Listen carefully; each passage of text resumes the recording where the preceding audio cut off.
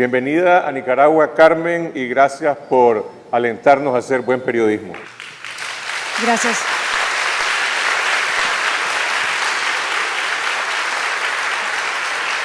Muchísimas gracias. Gracias por la invitación, Carlos Fernando. Para mí es un gran honor estar aquí.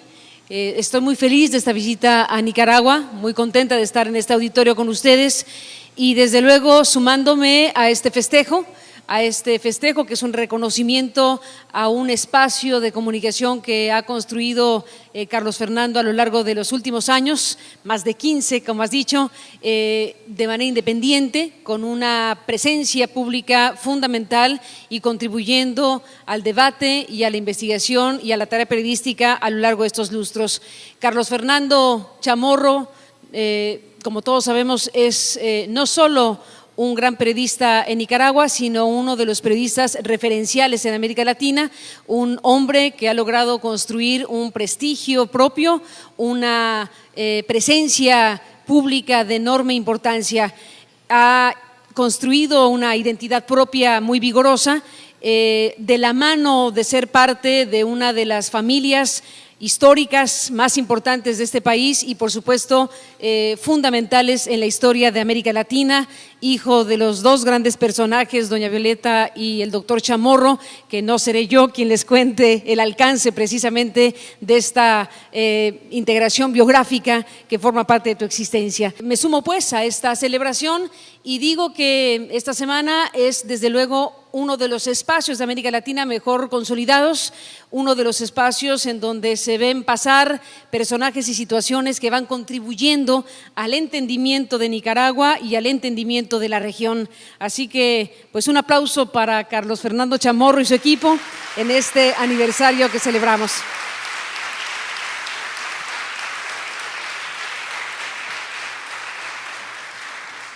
Gracias, Carmen. Empecemos con la noticia del momento en México, el tema que abordaste anoche en CNN, el informe del Grupo Interdisciplinario de Expertos que fue convocado por la Comisión Interamericana de Derechos Humanos, entiendo que invitada o avalada por la Presidencia de México. Ahora este informe desmiente la tesis oficial de la Procuraduría de que los cadáveres de los 43 estudiantes desaparecidos en Ayotzinapa fueron incinerados en un basurero.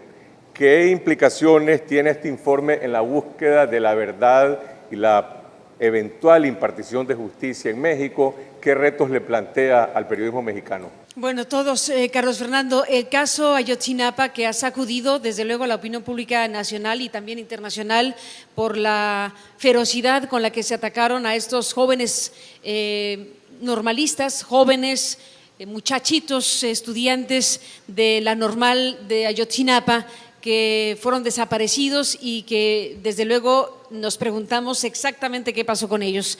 Las implicaciones son enormes en muchos sentidos.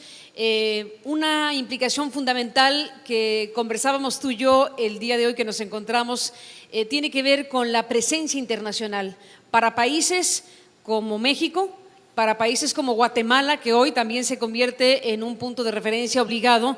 ¿Qué significa que un país ceda una parte de su soberanía, digámoslo así, ceda una parte de la operación de su estructura de justicia, como lo hizo Guatemala con la CICIG, y que esa apertura de una ventana haya dado la vuelta de tal manera que tengamos hoy a un presidente, expresidente ya, en la parte final de su mandato como Otto Pérez Molina, en la cárcel a unos días como fue de la propia elección presidencial, un hecho que solo es imaginable a partir de la intervención de un órgano internacional que de forma independiente colaboró para colocar esta investigación de alto nivel en materia de combate a la corrupción.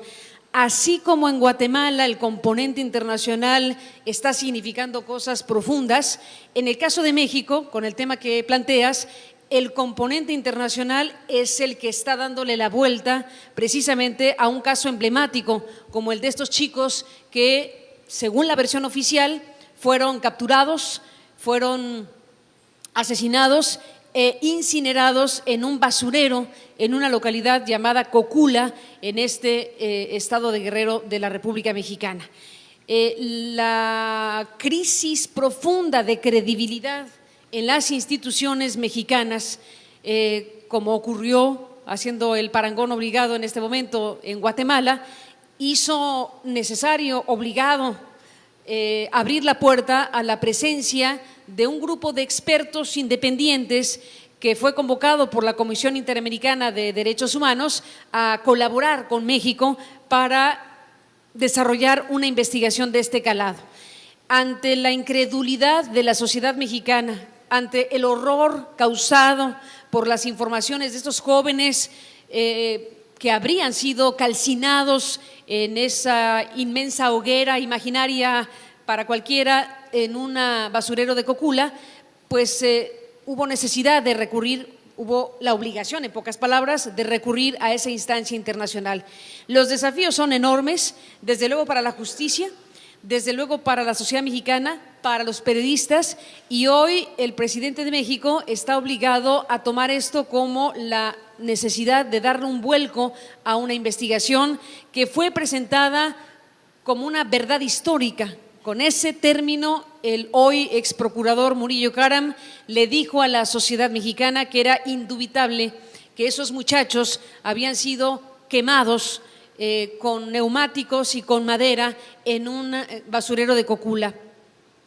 Hoy sabemos, a raíz de la investigación de los 5 expertos internacionales de alto nivel, hoy sabemos que es imposible que lo que nos dijeron como verdad oficial e histórica haya ocurrido.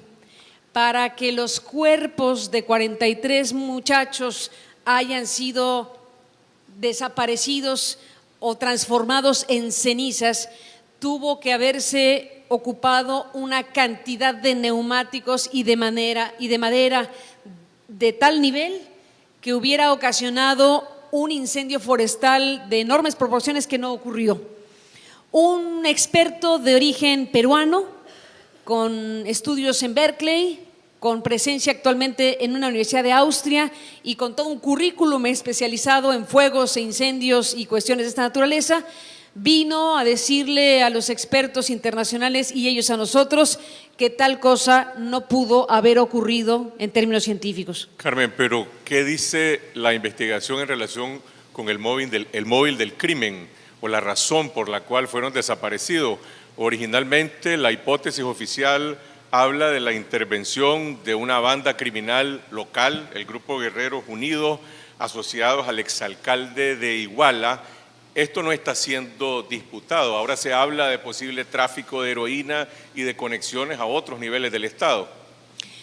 Esa parte de la historia no necesariamente es excluyente con lo que se perfila a raíz de la investigación de los expertos internacionales como una nueva hipótesis, que tiene que ver con un 5º autobús que nunca fue reportado en la investigación y que aquí me detengo porque la crudeza del informe de los expertos internacionales nos habla o de que hay una inmensa incompetencia en las autoridades investigativas mexicanas o hay una enorme colusión o a lo mejor las dos cosas. Entre unos y otros, los responsables de la investigación no han podido explicar, por ejemplo, por qué demonios en el expediente y en la investigación nunca se reportó lo que hoy los expertos nos dicen que existió, que es un 5º autobús que habían tomado los estudiantes de esta normal rural que en una práctica común que no se discute mucho porque ha sido histórica, los jóvenes de esta normal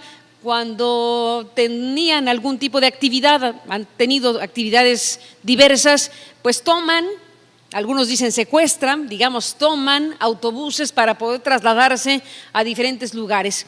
Esa práctica es relativamente reconocida y no era tan atípico que los chicos tomaran esos autobuses para trasladarse a la Ciudad de México, que ese era su propósito, para participar en la conmemoración del 2 de octubre, la matanza del 2 de octubre de 1968, año tras año se conmemora en la capital del país y estos chicos querían participar en esa actividad cívico-política y habían tomado esos autobuses para trasladarse a la Ciudad de México.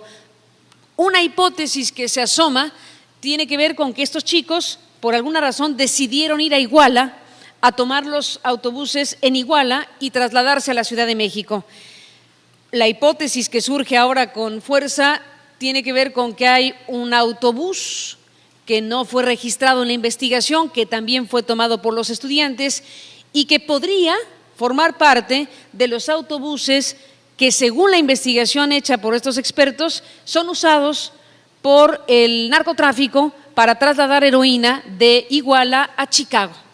Hay una referencia de investigaciones en Estados Unidos que habla de que hay traslado de estupefacientes de ese lugar a Chicago y probablemente los chicos tomaron un autobús equivocado, un autobús que pudo haber formado parte de esta estructura. Lo grave del asunto, bueno, una parte de la gravedad del asunto tiene que ver con por qué las autoridades que investigan omitieron información. ¿Por qué un sistema de comunicación como el llamado C4, en donde las policías municipales, ministeriales, estatales y federales y militares se comunican en situación de emergencia, estuvo funcionando durante todo el tiempo? Hubo momentos de comunicación entre las autoridades y de silencio, comunicación y silencio en un SOCAT. Algo pasó entre las autoridades de todos los niveles en esta situación donde los chicos se convirtieron en una situación bien a bien, no se sabe de qué tipo, pero relacionada probablemente con este tipo de redes de colusión de autoridades con el narcotráfico, y se convirtieron en algo que había que deshacerse de ellos. Por eso el ataque fue tan brutal, fue en increchendo, y una conducta repetida 1000 veces a lo largo de los años de tomar autobuses, desde luego no podría justificar jamás una agresión de estas dimensiones. ¿Qué móvil hubo detrás? Pues todo se acerca a pensar que los chicos se atravesaron en el camino de una estructura criminal que pudo contar o que puede contar con anuencia gubernamental. Ese es el gran asunto en este momento y lo que podría estar detrás de esta inmensa tragedia de Ayotzinapa. Los expertos internacionales sacuden y desmontan la verdad oficial, lo que se ha presentado como una verdad oficial, que a la hora de exhibir la deficiencia de las investigaciones, lo que hace pensar, como digo, es o una enorme incapacidad de investigación o una enorme colusión gubernamental. Las víctimas en Ayotzinapa fueron estudiantes, pero en México la ola de violencia también ha masacrado decenas de periodistas. Uno de los últimos casos más emblemáticos es el de Rubén Espinosa.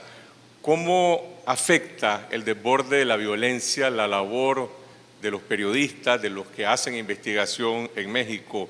Cuando esté en riesgo la vida de los reporteros, ¿hay límites para el ejercicio de la profesión, para la verdad que el periodista está buscando?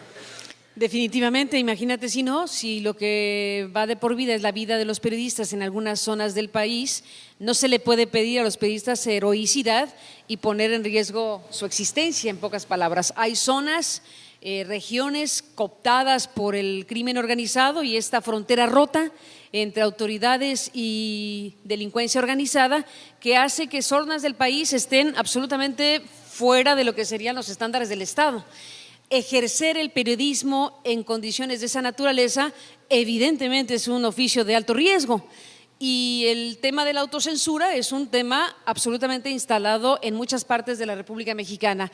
Que un periodista de una localidad denuncie al capo del lugar, cuando ese capo del lugar a su vez está asociado con el gobernante en turno, pues hace prácticamente muy difícil o imposible la tarea de informar. Por eso hay fenómenos de censura, pero hay un fenómeno muy profundo que es más eficaz por silencioso, que es el de la autocensura por sobrevivencia. ¿Cómo enfrentan los periodistas esa presión, ese temor a la autocensura? En tu caso personal, tu equipo han estado en distintos momentos sometidos a fuertes presiones, no sé si en casos extremos de amenazas de ese tipo, pero sí de presiones económicas, de presiones del poder, que a final de cuentas pretenden conducir a que los periodistas se paralicen, a que dejen de informar, a que dejen de preguntar lo que el poder no quiere que se conozca? Bueno, supongo que no es un caso único el de México y que es un tema que se debería analizar a nivel continental, pero en el caso de México, contrastando lo que dije hace un momento sobre los índices de violencia importantes y la actividad que podemos desarrollar otros periodistas en zonas urbanas, por ejemplo, los riesgos y las vulnerabilidades son de otra índole. Me parece que cuando se tiene una exposición pública con una cobertura nacional o una presencia con algún medio internacional o algo que cobije de otra manera la tarea del periodista, desde luego uno intuye, quiero pensar que así es, intuye que los índices de riesgo respecto a la integridad personal física se disminuyen enormemente. Hay otro tipo de vulnerabilidades para la libre expresión, pero el más grave de la más grave de las acechanzas para un periodista es su integridad personal, como ha ocurrido en muchos casos. Es difícil colocar todo en el mismo saco, sin embargo es verdad que hay un conjunto de cosas que conspiran contra la libertad de expresión. La más grave es la amenaza física directa que ocurre y que nos deja a un país con una lista demasiado larga, demasiado impune de periodistas asesinados en los últimos años. Ese es el principal tema posible cuando se habla de censura y de agresiones a la prensa en un país como México.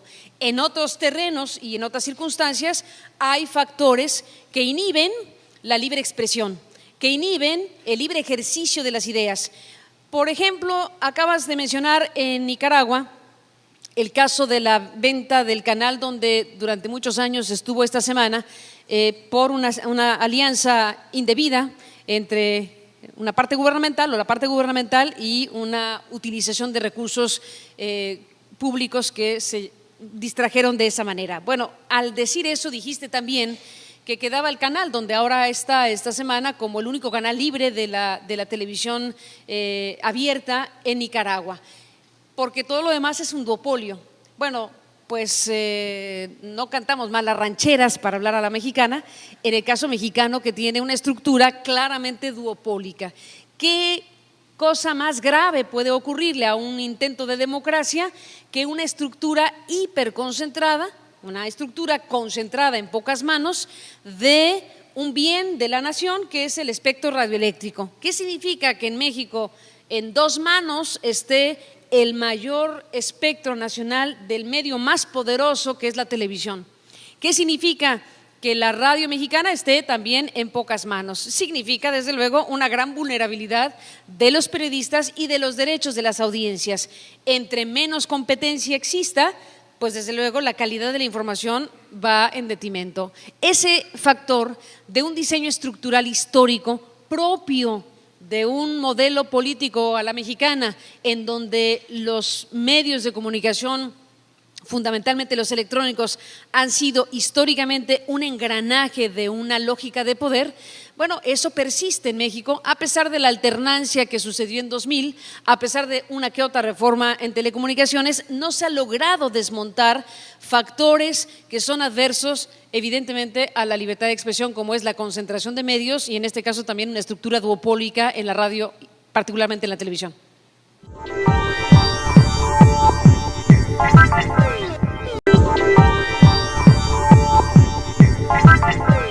¿Cómo se hace periodismo de investigación en México? La historia de la Casa Blanca, hay una anécdota de unas fotografías que se divulgaron en la revista Hola, haciendo ostentación de esa mansión, pero bueno, la historia de las pruebas, de la documentación, de cómo se logra demostrar la relación entre la pareja presidencial y este contratista que había tenido una relación sumamente ventajosa con Peña Nieto en el gobierno.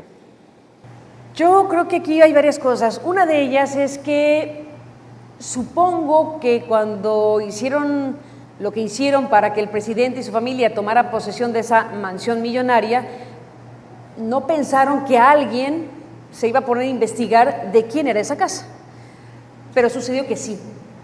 Y la historia de esta investigación se remite a la cosa más simple, pero más poderosa, que es la curiosidad de un reportero. En un supermercado del sur de la Ciudad de México estaba la revista Hola, junto con otras revistas, y nuestro colega Rafael Cabrera, haciendo el súper de su casa, toma la revista y ve cómo la actriz y esposa del presidente, Angélica Rivera, está posando en esa casa y es entrevistada por la revista. El reportero, que aún de compras es reportero, ojea y lee la entrevista y observa el tamaño de la casa, la dimensión de la propiedad, las declaraciones de la señora sobre que ese será su hogar, porque su marido, el presidente, y ella le han dicho a sus hijos, que son muchos, entre los dos, le ha dicho a sus hijos que Los Pinos, que es la casa presidencial, es una casa prestada, cosa que nos alivió. Y que esa casa donde se realizaba la entrevista era la casa donde vivirían después del mandato de 6 años, que acaba de empezar, por cierto, el mandato de 6 años de su marido. El reportero, picado por la curiosidad básica, dijo: ¿de quién es esa casa? Peña Nieto puede comprar una casa de esas dimensiones, un político cuya trayectoria ha sido de mediano nivel y que fue catapultado a la candidatura presidencial desde el aparato de la televisión, que ese es un fenómeno político que se atravesó en la transición mexicana. Cómo Peña Nieto se hizo candidato a la presidencia de México fue solo posible o fundamentalmente posible por la televisión. Y ese es un dato duro que no se puede rechazar a la hora de hacer un análisis de por qué México está donde está. Pero, paréntesis aparte, y retomando la pregunta, el calambre de la curiosidad del reportero hizo que esa publicación, esa entrevista pública, fuera el principio de una investigación periodística que está hecha de pura información pública, empezando por una revista en el supermercado. Lo que vino después fue las consultas de los periodistas en el registro público de la propiedad, la investigación de quién fue el arquitecto, de una declaración descuidada del arquitecto en una entrevista sobre su trayectoria, en donde dijo al vuelo que él había diseñado la casa de Peña Nieto, juntando pequeñas y grandes fichas de declaraciones públicas. Pudimos llegar incluso a la página del arquitecto aragonés, que sin decir que era la casa del presidente, desplegó todas las fotografías que después pudimos usar como ilustración del reportaje en su página de internet para decir qué gran arquitecto soy. Lo que no contaba es que unos periodistas ya habían identificado que esa casa de Sierra Gorda 150 en las lomas de Chapultepec, pues estaba registrada en el registro público de la propiedad a nombre ni de Peña Nieto, ni de Angélica Rivera, ni de sus hijos, sino de un señor, de una inmobiliaria, de un señor de apellido Hinojosa Cantú. ¿Y quién es ese señor?, siguió la pregunta de los periodistas. Resulta que era un contratista del Estado de México y que al llegar Peña Nieto al gobierno federal se había convertido en un próspero contratista a nivel federal. Los contratos del dueño legal de la Casa Blanca en posesión del presidente y su familia son notables. Ganó junto con la empresa china, que por cierto me dices, Carlos Fernando, puede ser la que haga el canal transoceánico, interoceánico de por aquí. No se rían que es verdad, ¿eh? Eso es verdad, ¿eh? Pero bueno, cierro el paréntesis y digo que el reportaje de la Casa Blanca está hecho de tarea periodística, de constancia de los reporteros que hicieron la investigación y de información pública que al confeccionar el reportaje hace que ese trabajo sea incontrovertible. Se podrá decir lo que sea del reportaje, pero no hay un solo dato que no se pueda demostrar. La tarea que realizaron Cabrera, Lizárraga, Huerta y Barragán, junto con el equipo que hicimos en la primera emisión, es una tarea rigurosa en donde cada dato no se revisaba una, sino 10 veces. Sabíamos lo que se jugaba con ese reportaje. Sabíamos que estábamos llegando a niveles muy delicados. Exhibir que un presidente de la República y su familia poseen una residencia de esas dimensiones hizo que tuvieran que dar explicaciones que hasta el momento nos resultan a muchos inverosímiles. Y las consecuencias que tuvo esa investigación todavía están abiertas, pero antes de profundizar en eso y en el desenlace que tuvo para vos y para tu equipo en esa empresa de radio, creo que nuestros amigos, al público, le interesará conocer esa conexión indirecta con esta gran empresa china que resulta ser uno de los miembros del consorcio que ha sido contratado por HKND, que se supone que es una empresa privada de un chino basada en Hong Kong, que es la empresa CRC, China Railroad Company, que es uno de los contratistas más grandes de HKND. CRC aparece en la historia de la Casa Blanca. ¿Qué pasó? Cuando la investigación se estaba realizando, teníamos una pequeña oficina donde estaban los 4 periodistas y ahí se hacían las reuniones de trabajo, etcétera, y tenía unos vidrios que sirven también para, con plumón, con estos marcadores, hacer anotaciones y después borrarlo con facilidad. Se tenían todas las paredes de los vidrios llenas de anotaciones. Una de las partes de estos vidrios tenía el nombre de Juan Armando Hinojosa Cantú y rayitas en donde se ponía cada una de las empresas y de las inmobiliarias que íbamos encontrando que tenía.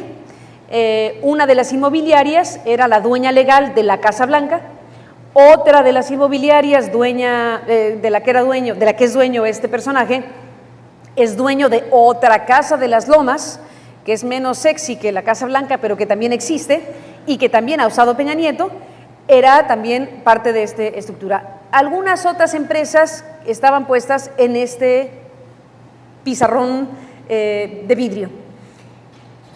Cuando se da el anuncio en México de quién ganó una licitación sumamente controvertida por el proyecto mismo y por el proceso de licitación de un tren de alta velocidad México-Querétaro, Sebastián Barragán, que estaba trabajando en esa oficina, está escuchando los nombres de los ganadores que fueron competidores únicos, porque los demás interesados en ese tren México-Querétaro simple y llanamente no se presentaron en la licitación como una señal silenciosa para decir que esa licitación estaba predeterminada para los ganadores. Escucha que gana el consorcio chino de China Railways y otras empresas, una de las cuales se llama Teya. Y entonces él voltea y dice, Teya es una de las empresas que está aquí. Y entonces nos dimos cuenta que el dueño de la Casa Blanca, entre otras cosas, estaba ganando, junto con los chinos, ese multimillonario proyecto del tren México-Querétaro. El reportaje incorporó, el reportaje que de por sí era bueno, perdón la inmodestia, el reportaje que ya llevaba su carga y su materia prima, encontró un nuevo elemento periodístico para sumarlo. Entonces ya no solo era el contratista de Peña Nieto en el gobierno del Estado de México y el contratista de Peña Nieto en el gobierno federal es el dueño legal de la casa que posee el presidente, sino que ahora estamos anunciando que es también el ganador, junto con los chinos, del tren México-Querétaro multimillonario. Ese ingrediente periodístico agregado al reportaje pues lo hacía todavía más potente. No me detengo mucho porque me pasaría mucho tiempo hablando del tema, se imaginarán, pero les digo que ese reportaje debió haber sido transmitido en el medio de comunicación de origen, que era la radio. Sin embargo, cuando nosotros hicimos las consultas a la presidencia, vía escrita, a través de la ley de transparencia, le preguntamos un conjunto de cosas, ya que llegamos al reportaje maduro, había que preguntar a los aludidos qué tenían que decir respecto a lo que nosotros ya habíamos sabido. Y entonces le preguntamos a la presidencia de quién es la casa, por qué esa casa está resguardada por Estado Mayor Presidencial, es una casa del presidente, es de ella, es de los hijos, es de todos. ¿Qué preguntas obligadas se tenían que hacer? Se hicieron. Cuando nosotros hicimos esa consulta, los empresarios concesionarios de la empresa de radiodifusión fueron advertidos, no por nosotros los periodistas que estábamos apenas haciendo la investigación, nosotros no habíamos compartido esta información con los concesionarios de la radio, entre otras cosas porque la responsabilidad editorial de ese espacio noticioso era nuestra y nosotros estábamos desarrollando una tarea aún en curso. Les plantea, suponemos claramente, la presidencia, porque es a quien nosotros preguntamos y es a quien nosotros de esta manera alertamos de que estábamos en el tema, y ellos nos piden abiertamente que no transmitamos ese reportaje. Tengo una reunión con los dueños de ese grupo empresarial y me piden comprensión, me piden que yo, como directora del espacio, no transmita el reportaje de la Casa Blanca. Se da un dilema importante para los periodistas porque no es una exigencia grosera la que se nos hace, sino una solicitud de comprensión frente a una vulnerabilidad, que ese es un tema interesante, de los concesionarios ante el poder político. Nos van a romper la madre, creo que me dijeron. Y yo coincidí que sí, que podía suceder tal cosa. Esa situación hizo que nosotros tomáramos la decisión difícil, pero creo que al final inteligente en ese momento, de plantearle a los concesionarios que no transmitiríamos por esa razón de riesgo ante el poder político, por la gran cantidad de situaciones que dependían del poder político para este grupo empresarial, no transmitirlo ahí, pero que no hiciera nada si nosotros decidíamos dar a conocer esa historia de otra manera y en otros lugares. Los periodistas dijimos, podemos encontrar un camino forzado, pero camino al fin para que esta historia se conozca. Era una forma de sortearle terreno a la censura. Y lo que hicimos fue compartir esta investigación periodística, que ese es un ejercicio interesante también que ha ocurrido en Colombia, en otros contextos, de medios de comunicación que ante peligros de censura o de otro tipo, logran hacer cierto tipo de alianzas para difundir conjuntamente informaciones que llevan implícito un riesgo para los periodistas. En este caso, lo que hicimos fue compartir esta información con la revista Proceso, con el periódico La Jornada y con el periódico Reforma. Y también compartimos esta información con corresponsales extranjeros que, al ver el calibre de la información y agregando el tema del tren México-Querétaro y los chinos y lo que se venía, bueno, pues periodistas y periódicos como The New York Times y Wall Street Journal y The Economist y The Guardian y AFP y CNN, varios medios internacionales a quienes acudimos planteando abiertamente que no podíamos, por razones que acabo de describir, sacar en el medio donde debía esa investigación periodística de la Casa Blanca.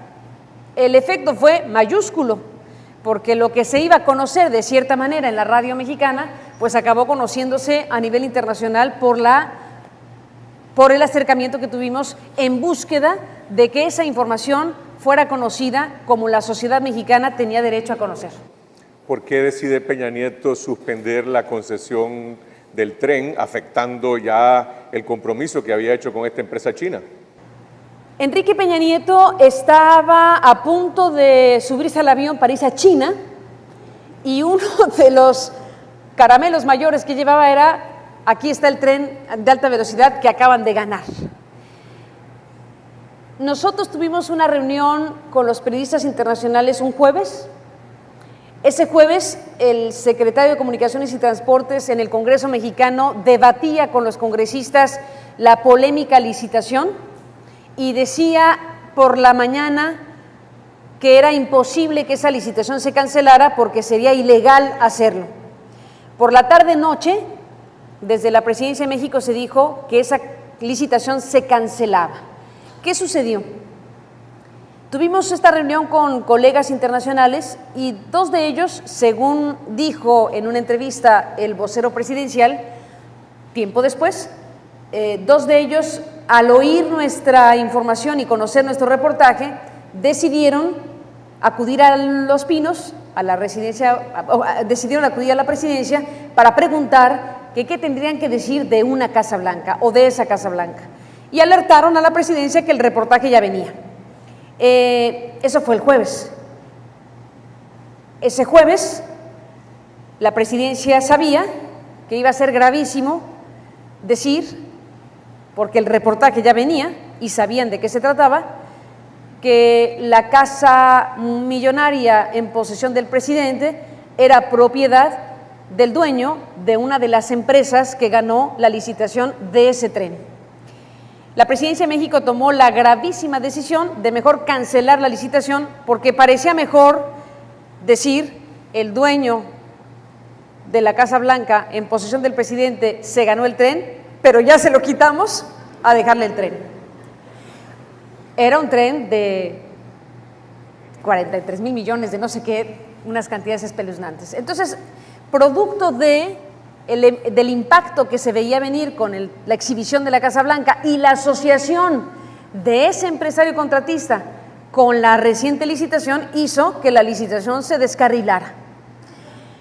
Los chinos recibieron finalmente una indemnización, probablemente recibirán algunos otros contratos, pero algo de esas dimensiones finalmente se dinamitó a partir del significado que tenía la exposición pública de algo tan grave como saber que el presidente usa una residencia o está en posesión de una residencia, pues que lleva en el menor de los casos al conflicto de interés si nos queremos ver baratos.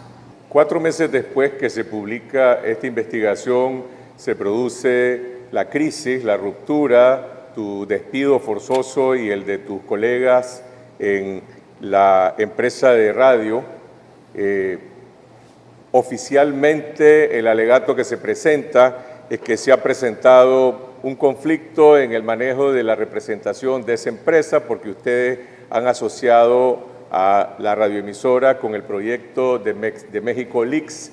¿Cuál es la vinculación que tuvo la historia de la Casa Blanca en esta crisis que todavía no está cerrada?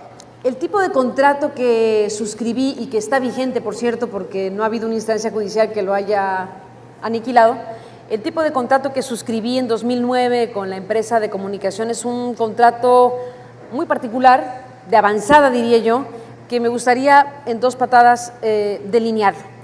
Es un contrato donde se establece por escrito que la periodista directora de las 4 horas de emisión es la responsable de los contenidos editoriales, que ese contrato contiene un código de ética que acordamos junto con la empresa y que son las reglas del juego para ejercer libertades. Si alguien rompe ese contrato, tiene que haber sido por una causal, y esa causal puede ser el incumplimiento de un código de ética que nunca se rompió, un código de ética que no está en falta. Nos queda claro y estamos convencidos como grupo de periodistas que el factor fundamental que detonó nuestra salida de MBS tiempo después de la publicación de la Casa Blanca es el reportaje de la Casa Blanca. No hay ninguna racionalidad empresarial en las decisiones que tomó esta empresa para aniquilar ese espacio. Un espacio con una buena presencia pública, con una cobertura nacional, con índices de audiencia importantes, con ingresos comerciales importantes. No había razón empresarial para darse un balazo en el pie y eliminar algo que está funcionando de manera muy apropiada en términos empresariales y con réditos periodísticos. México Leaks fue un pretexto, fue el punto que se encontró para lograr la crisis que necesitaban y sacarnos del aire. Durante el tiempo que transcurrió entre la Casa Blanca y la salida forzada, no había una situación que permitiera detonar una crisis de ruptura, hasta que, como directora de ese programa y con atribuciones legales de responsabilidad editorial, decidí, junto con mi equipo, adherirme junto con otros medios, como la revista Proceso, MX y algunos otros, a lo que fue la iniciativa de una organización holandesa a favor de la libertad de expresión que desarrolla proyectos que incentivan periodismo de investigación en países en donde el asunto no es fácil de ejercer. tienen proyectos en África y en algunos otros lugares y decidieron que México, por diferentes razones, era un lugar donde deberían incentivarse trabajos de investigación y promovieron esa plataforma que consiste básicamente en dotar de una computadora a cada uno de esos medios, una computadora que no es de nadie, nadie pagó un peso por esa computadora, los recursos para comprar esas computadoras son del Parlamento Europeo, lo más neutro que se pueda imaginar, y esas computadoras tienen un sistema de encriptamiento que permite que la sociedad, que la gente, que el auditorio pueda enviar información de interés público a los periodistas por una vía de encriptamiento que garantice que quien entrega información relevante, que quien entrega información vía esa plataforma MexicoLeaks, está seguro que no se conocerá su identidad, no lo conocerán ni los periodistas. Me pareció fantástico poder formar parte de esa plataforma y entonces anuncié que ese programa, no la radiodifusora, sino ese programa del cual era yo directora, o soy, ya no sé porque es un limbo legal, pero ese programa se adhería a esa plataforma MexicoLeaks y que invitábamos al público que nos enviara información si la tenía a través de ese encriptamiento. De ahí se tomaron para crear una crisis artificial, porque supongamos que debimos haberles dicho, oigan, vamos a participar de esta plataforma, la falta, si la hubiera, es de tal dimensión que se arregla con una llamada telefónica, no con los desplegados en la prensa que a la mañana siguiente empezaron a publicar, creando una crisis artificial absurda, irracional y demencial, que desde luego lo que pretendiera aniquilar ese programa y crear una situación de ruptura que permitiera a ese grupo que sirvió de instrumento eliminar a todo ese equipo de personas a quienes sacaron del aire.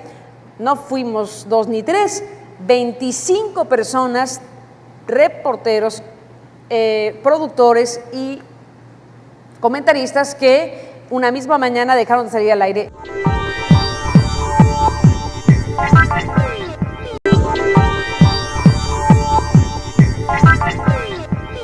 Hace 3 años, en agosto de 2012, aquí en Managua estalló un escándalo que fue bautizado localmente como el de los falsos Televisa.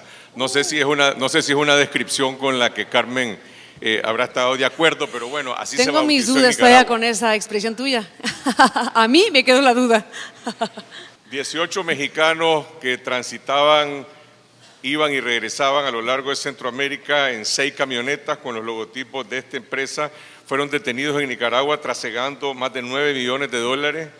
Los procesaron, los condenaron por tráfico de drogas, lavado de dinero, crimen organizado y ahora están pagando su condena en México.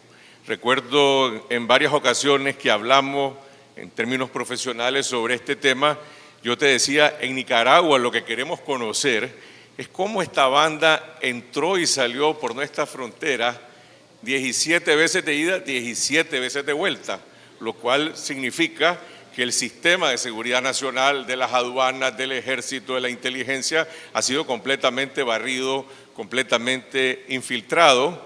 En el juicio no se hizo nunca esa pregunta, la pregunta la hicimos los periodistas, ni la fiscalía, ni los jueces, ni la policía jamás se interesó en brindar alguna respuesta.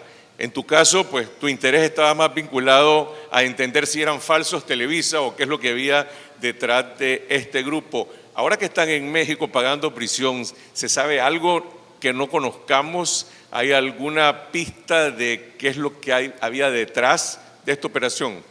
Mi reino por saberlo, pero no.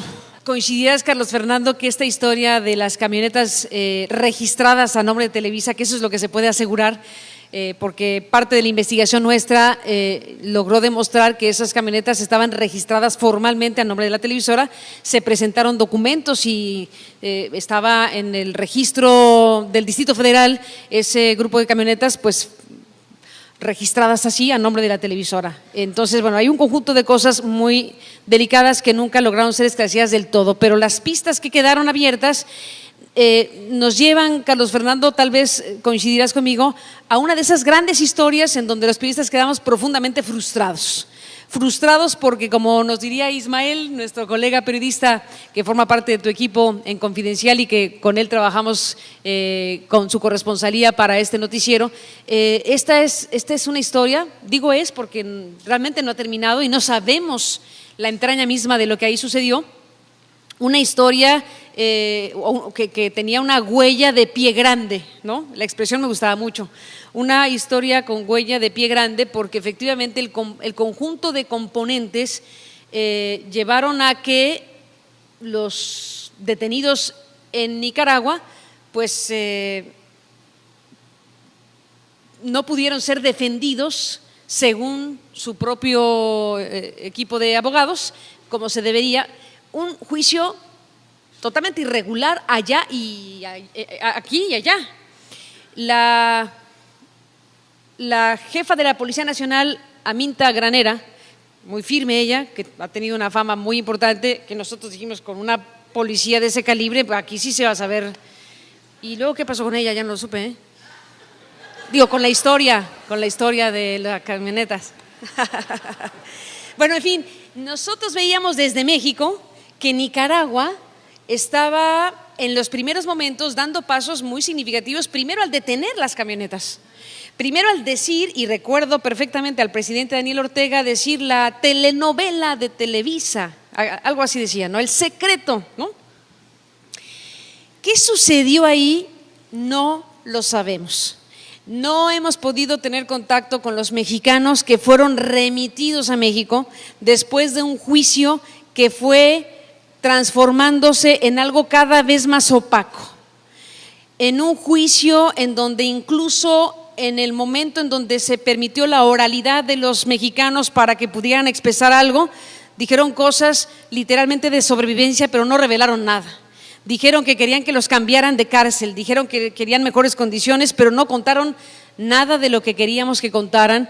No sabíamos por qué, no sabíamos ni supimos por qué iban en esas camionetas, por qué iban con esos uniformes, por qué se comportaron como se comportaron, si eran de un cártel, de qué cártel se trataba.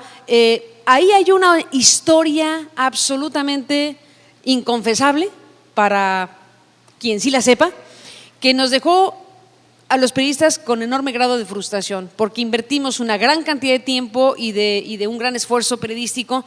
Logramos conocer algunas cosas, como por ejemplo saber que esas camionetas y otras más que estaban también registradas en situaciones migratorias en Costa Rica particularmente, durante por lo menos 4 años, esas y otras camionetas circularon libremente.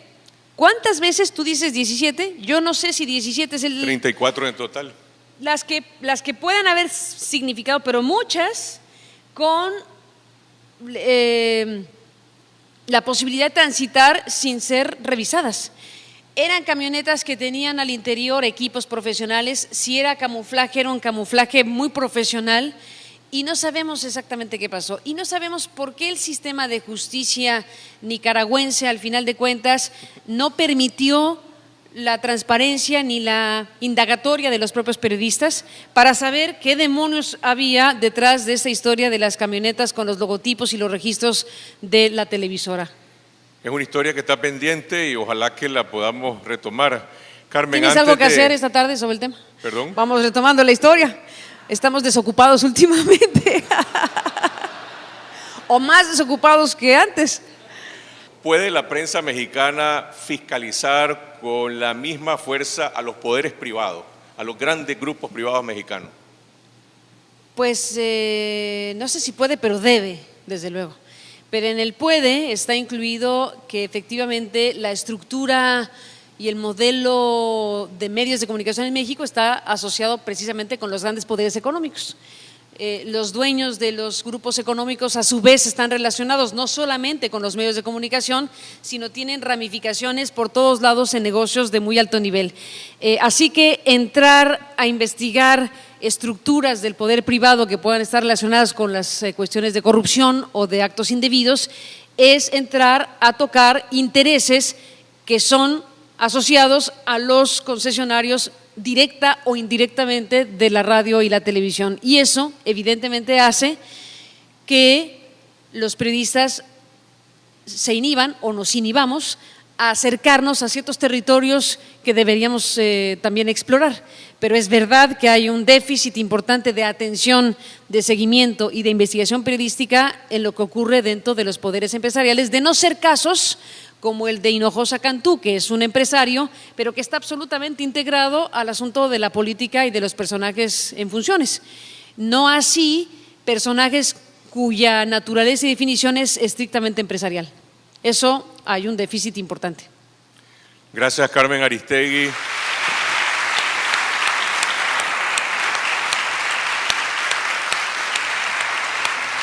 Muchas gracias.